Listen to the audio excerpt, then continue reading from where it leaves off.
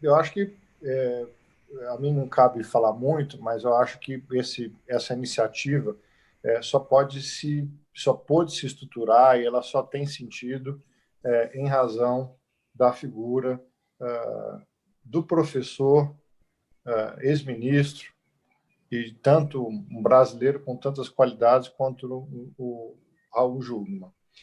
Vou dispensá-los da leitura das atividades que Raul Jungmann já exerceu no nosso país, que são notórias, muito tem contribuído para o desenvolvimento de diversas áreas através de diversos governos nos últimos anos.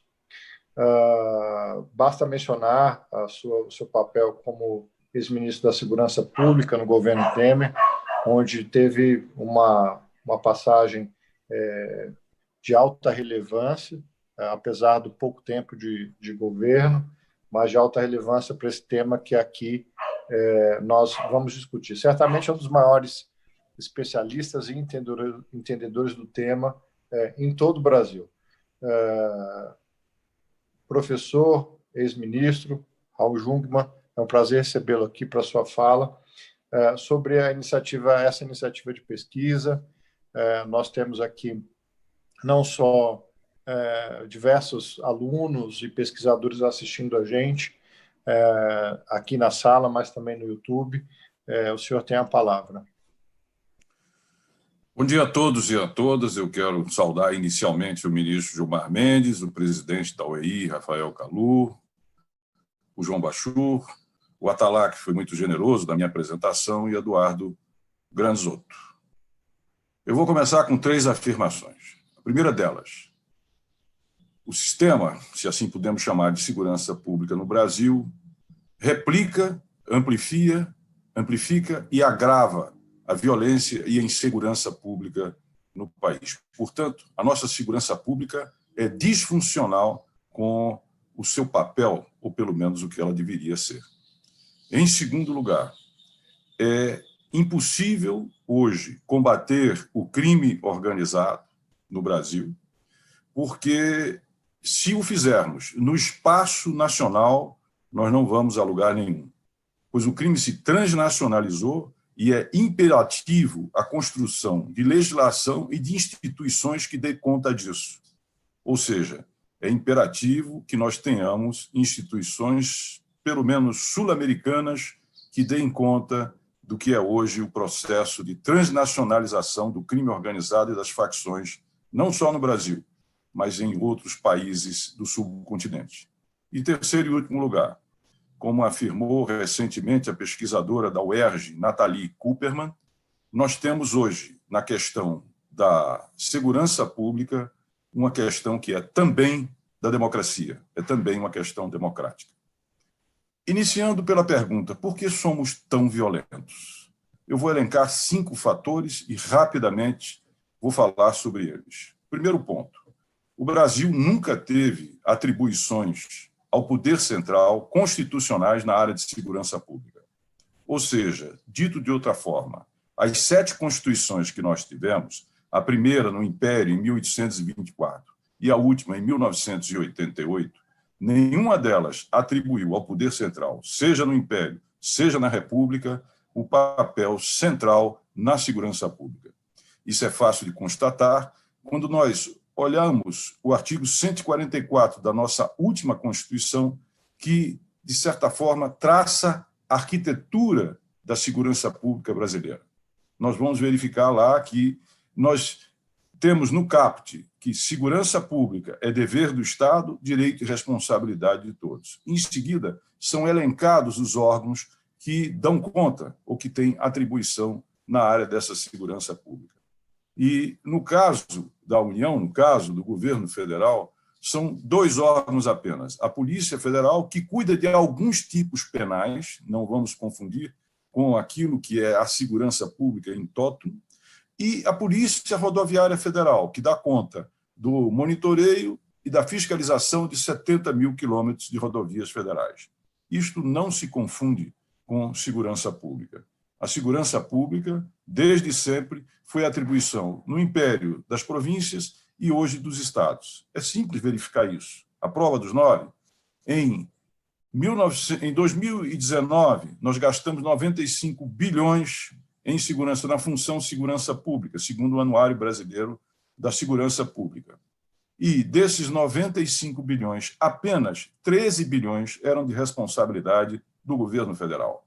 O restante ficava com os estados, 75 bilhões, e algo assim como 7 bilhões com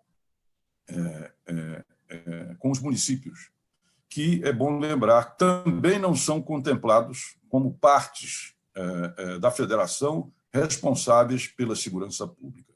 Então, isso significa dizer que quem cuida, por exemplo, do principal, por assim dizer, ativo a ser tutelado pelo Estado de Direito, que é a vida, ela é, de fato, responsabilidade da Polícia Civil Estadual, da Polícia Militar Estadual, do Ministério Público Estadual e do Judiciário Estadual.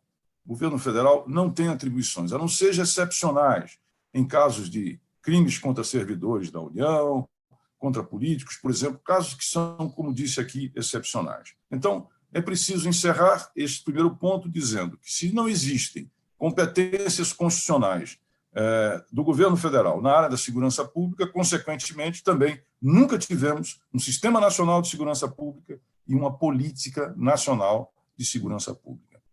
Passando ao segundo dos pontos, nós temos a questão referente às drogas. As drogas hoje, que é uma lei que foi sancionada pelo Congresso Nacional, melhor, pelo presidente da República, à época, em 2006, ela tem um gravíssimo defeito.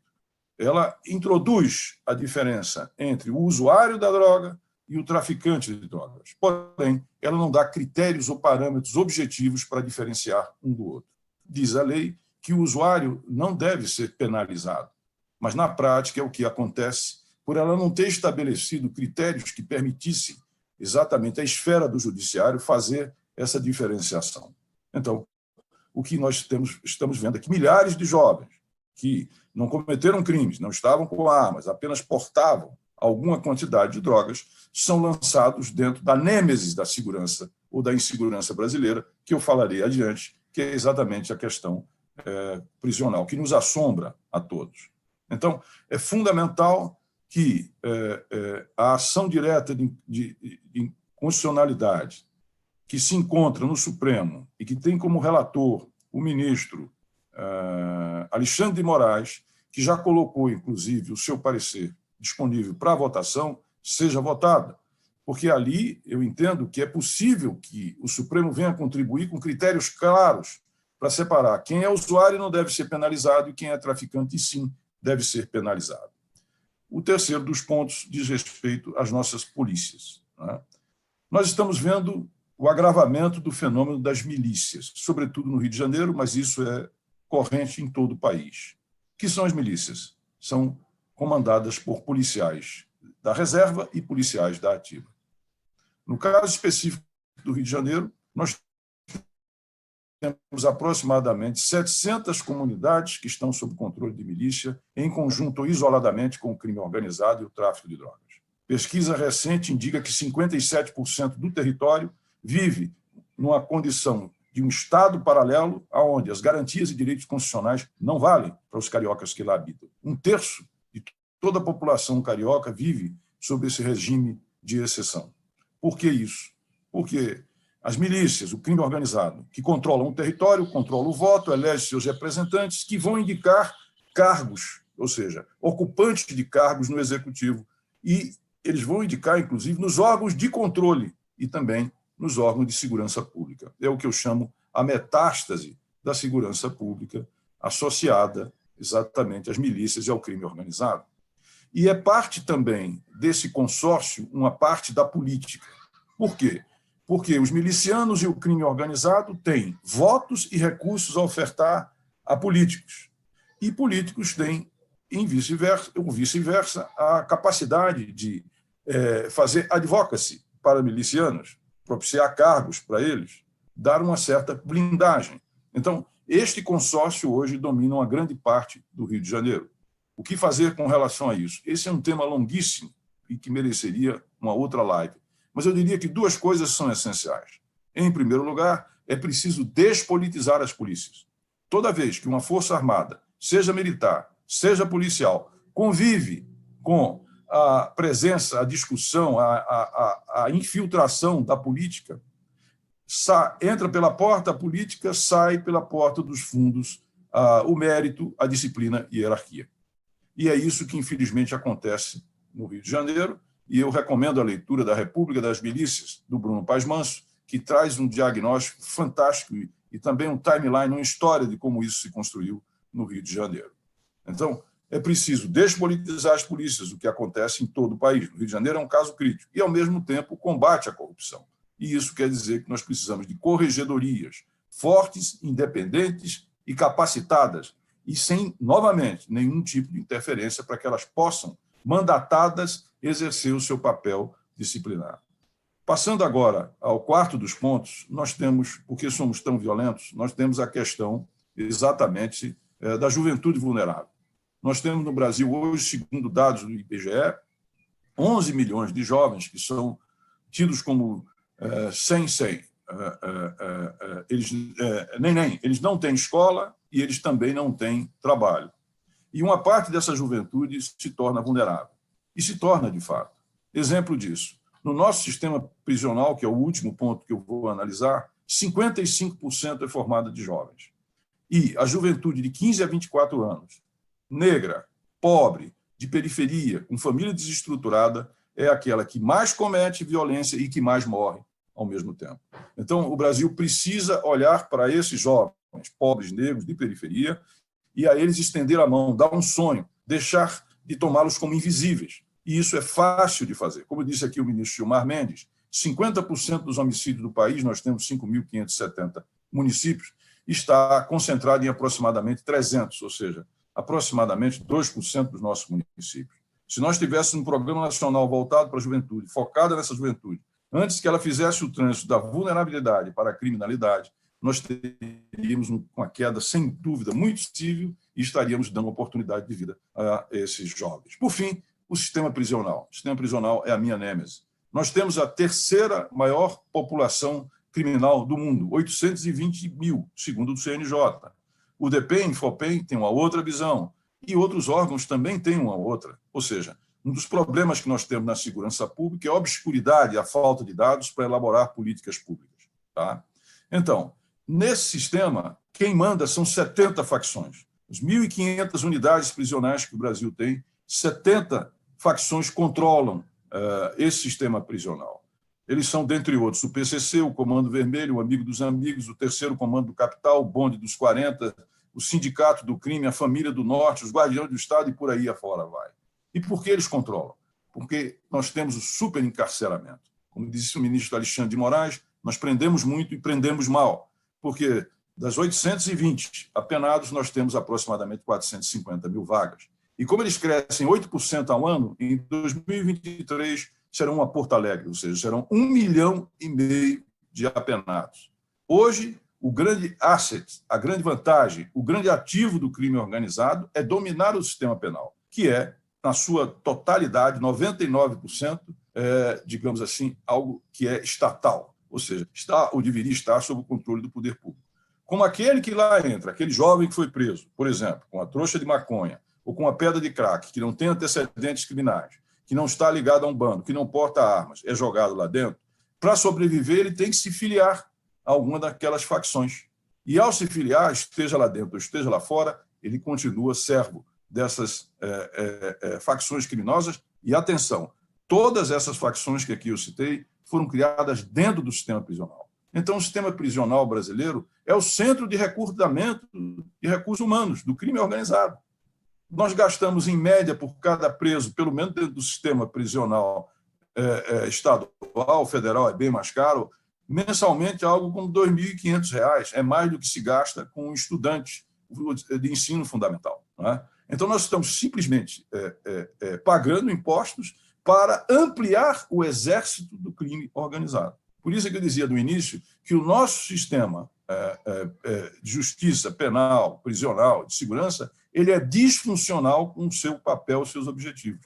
Ele amplia, ele recicla, ele agrava a situação de insegurança pública. Bom, essas facções, e agora vamos ampliar o nosso foco, elas, a exemplo do PCC e outros mais, conquistaram um controle sobre a distribuição da droga e passaram a verticalizar as suas ações na medida em que eles começaram a se infiltrar em 4 dos países com os quais nós temos fronteiras, dentre eles o Paraguai, a Bolívia, o Peru e a Colômbia, e passaram a controlar progressivamente, sobretudo no Paraguai e na Bolívia, mais expressivamente, a produção da droga. Por quê? Porque na medida em que eles integram, na medida que eles verticalizam a produção da droga e o consumo da droga, aumenta exponencialmente os seus lucros. Eles estão fazendo isso. É isso que está acontecendo.